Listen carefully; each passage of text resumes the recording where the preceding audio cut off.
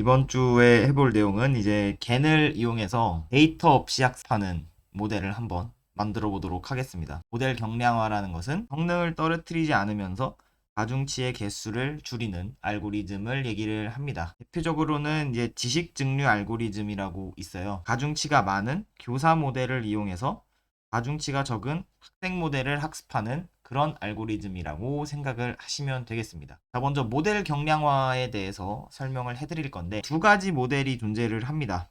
교사 모델이 있고요. 학생 모델이 있는데 교사 모델은 가중치가 많은 성능이 더 좋은 그런 모델이 되는 거고요. 학생 모델은 교사 모델에 비해서 모델의 가중치가 좀 적은 비교적 성능이 떨어지는 그런 모델을 얘기를 합니다. 이 두 개는 같은 학습 데이터를 공유를 하고요. 교사가 내보내는 출력과 학생이 내보내는 출력은 차이가 있을 텐데 그 차이를 우리가 소프트 라벨이라고 부릅니다. 정답과 학생 모델의 출력을 비교해서 나온 것이 바로 하드 라벨이라고 부릅니다.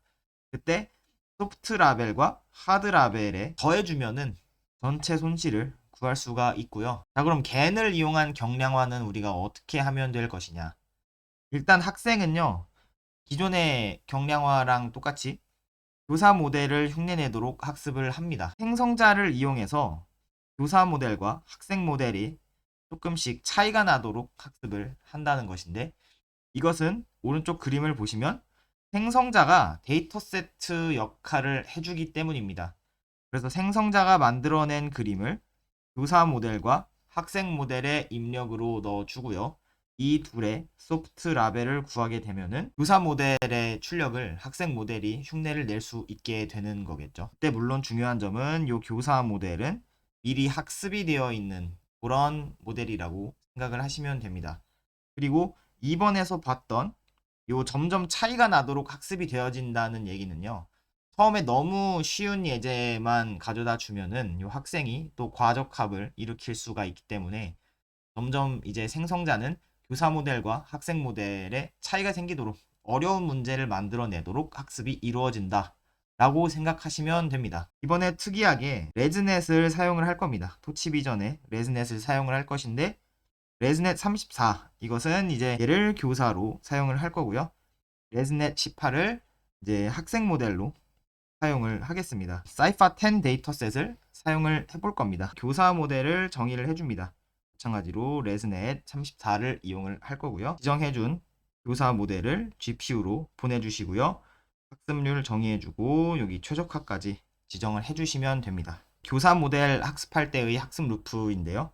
총 30번 반복을 해주시면 되고요. 기울기 초기화 해주시고요. 교사 모델의 예측값 계산해주시고 예측값과 정답의 크로스 엔트로피 로스를 계산해 주시면 되고요. 또 5장에서 다뤘던 것처럼 똑같은 코드를 사용합니다. 겐 생성자를 정의를 해볼 겁니다. 처음에 dims라는 것은 우리 이번에는 100차원이 아니라 256차원의 벡터를 사용을 할 겁니다. 그것을 128차원의 8x8 이미지 셀 개수만큼 늘려주는 거예요. 즉 256이었던 애를 128 곱하기 8 곱하기 8개만큼 늘려줍니다. 그러면 이제 요렇게 생긴 요 벡터가요. 나중에 리쉐이핑을 통해서 8x8 크기의 이미지를 갖는 요 128차원짜리 텐서를 얻을 수가 있는 거예요. 자, 이제 순전파하는 부분 보겠습니다. 자, 먼저 L1을 통해서 128 곱하기 8x8의 이미지를 얻었으면 그것을 이제 리쉐이핑을 해줍니다. 그래서 요런 차원의 이미지를 얻을 수가 있는 거예요. 128장의 이미지를 얻을 수가 있고요. 어떤 곱층 들어가 주시고 인터폴레이트를 이용해서 이미지를 2배로 키워주시면 됩니다. 이때 스케일 팩터라는 게 이 이미지를 얼마나 크게 키워줄 것이냐를 지정을 해주는 거고요. 이제 학생 모델하고 생성자를 어떻게 해서 학습할 수 있는지를 보겠습니다. 제일 먼저 모델을 정의를 합니다. 그 다음에 생성자를 이용해서 특징을 추출하게 됩니다. 그 다음에는 이제 생성자의 입력을 정의해주는 부분이고요. 생성자가 가짜 이미지를 만들고 나서 학생의 입력으로도 사용을 해줘야 되고 교사의 입력으로도 사용을 해줘야겠죠. 그럼 요 두 개가 손실을 계산할 수 있게 되고요.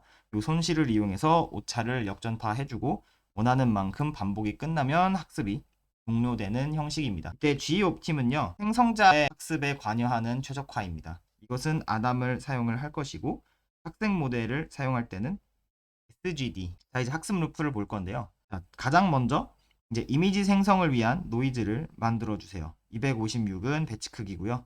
256개의 특징을 사용한다고 아까 말씀드렸죠. 생성자를 이용해서 가짜 이미지를 만들어 줍니다. 학생 모델과 교사 모델의 입력으로 이 가짜 이미지를 넣어 주시고요. 요 두 개의 학생과 교사의 출력의 차이를 L1 로스를 이용해서 계산을 해주시면 됩니다. 여기까지는 이제 학생 모델의 학습이었습니다.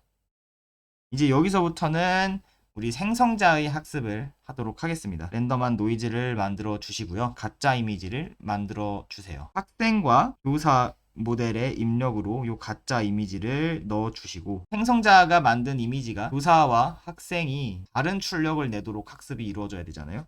그래서 아까와 똑같이 계산을 해주시는데 부호만 반대로 붙여주시면 됩니다. 이제 모델 성능 평가하는 부분까지 왔습니다. 학생 모델의 가중치를 불러와 주시고, 학습 데이터에 대한 정확도와 테스트 데이터에 대한 정확도를 둘 다 출력해 보겠습니다. 그래서 먼저 학습용 데이터에 대해서 살펴보겠습니다. 학생 모델의 예측값이 들어가게 되고요. 가장 높은 인덱스만을 프레드 안에 넣어주고, 그것을 정답 라벨과 비교를 해보면 몇 개나 맞았는지를 알 수 있겠죠. 그러면 그것을 전체 맞춘 개수에다 더해주고, 전체 맞춘 개수를 학습 데이터의 개수로 나눠주면 정확도를 얻을 수가 있을 겁니다. 여기 뒷부분은요, 학습용 데이터와 똑같은데 테스트 데이터에 대해서 해주시면 돼요. 그래서 여기 들어있는 코드도 요 위에 있는 거랑 완벽하게 동일한 코드입니다. 그렇게 한번 성능 평가를 해보시면요, 정확도가 한 50%씩 나오게 됩니다.